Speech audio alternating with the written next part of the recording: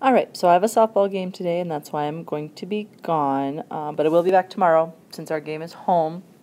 And I can kind of help kind of alleviate any struggles from today. But really, the portion we're focusing on today is definitely easier than maybe even any of the things that we were doing. But definitely tomorrow's is the more challenging part of it. So today was a good day for me to be gone.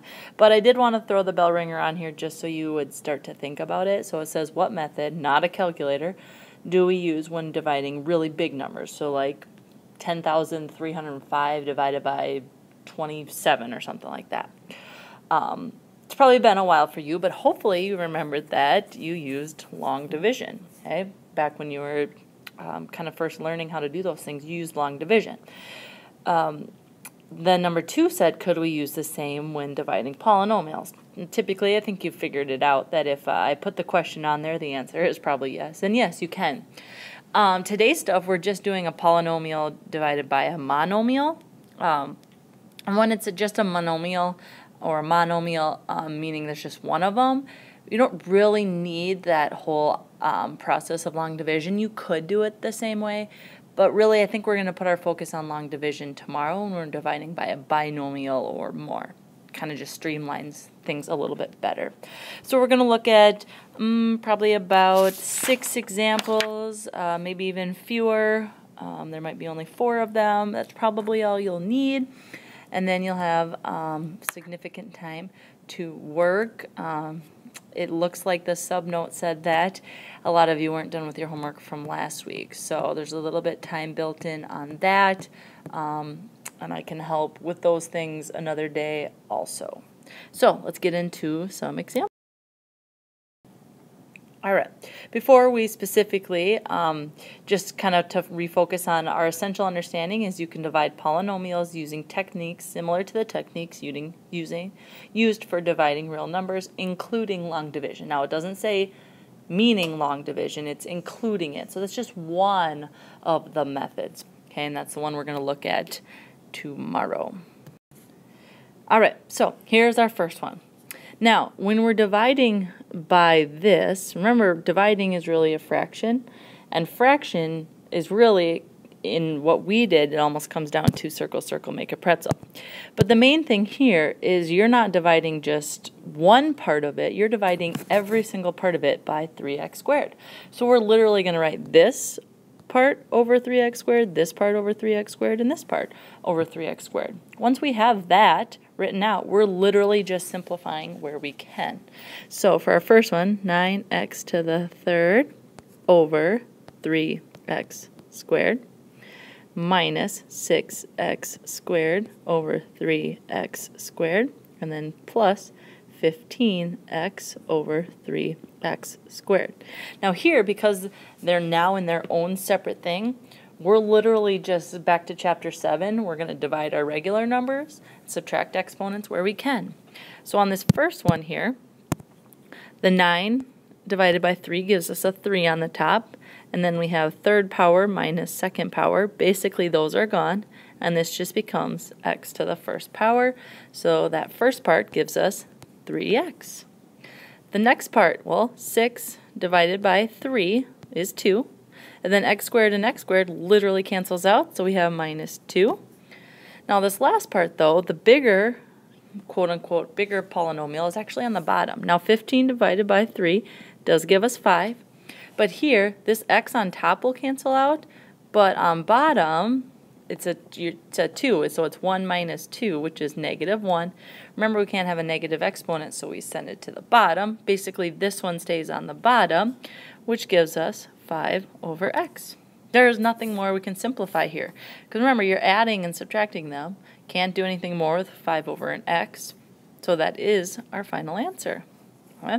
So you write it all out separately, and then you literally just divide, simplify each section of it. You just have to remember that the 3x squared goes to every single part of it. Let's look.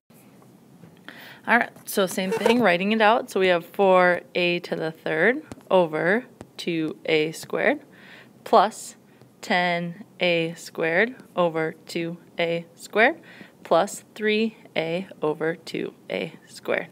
So doing our simplifying, 4 divided by 2 is 2, third power, and this cancels out, leaving us with 1 on the top, giving us 2a plus 10 and 2 cancel out to give us 5. A squared and a squared cancels out, so we are at plus 5. And then plus, now here the 3 and the 2 don't simplify, but the a is canceled out on bottom. One of the a's a's on top is canceled out. One of the a's on the bottom, leaving us with 3 over 2a. And that is our final answer. Okay, so write it all out, simplify each little chunk. Our next example, 5b to the 4th over 5b to the 3rd minus 15b squared over 5b to the 3rd plus 1 over 5b to the 3rd. Okay, on this first one, the 5's cancel out. The 3 b's on the bottom are gone. All but one of the b's on top is gone, so that's just a b left. 15 divided by 5 is 3. The b squared is gone. 2 of the 3 b's on the bottom is gone, leaving us 1 b on the bottom. So b minus 3 over b. Now over here, there's literally nothing we can do to simplify, so it stays how it is. So that gives us plus 1 over 5b to the 3rd. And that is it for that one. Okay, this is our very last example. Okay, so we have 12c to the 4th over 6c plus 18c squared over 6c plus 9c over 6c. In our first portion here, 12 divided by 6 is 2. C to the c on the bottom cancels. One of the c's on top cancels, so that leaves us with 2c to the 3rd power plus, well, 18 divided by 6 is 3. One of the c's on top cancels, the one on the bottom cancels, so we're left with 3c. And over here, the c's cancel, and then 9 and 6 are both divisible by 3, giving us 3 over 2, so plus 3 over 2. And that leaves us with 2c to the 3rd plus 3c plus 3 over 2. Okay, so those were all of the examples. Hopefully that all made sense, so you can get some good practice on that. I just want to finish by going over this, and we'll see it again. So it's just kind of, I want you to see it, and then it'll make more sense as we go, but this is just kind of to sum up what we're doing in this particular lesson. So step 1, arrange the terms of the dividend and the divisor in standard form. If a term is missing from the dividend, add the term with a coefficient of 0. So that is one of the steps that we're going to have to take when doing long division. So I want to just give you a heads up. Step 2, divide the first term of the dividend by the first term of the divisor. This is the first term of the quotient.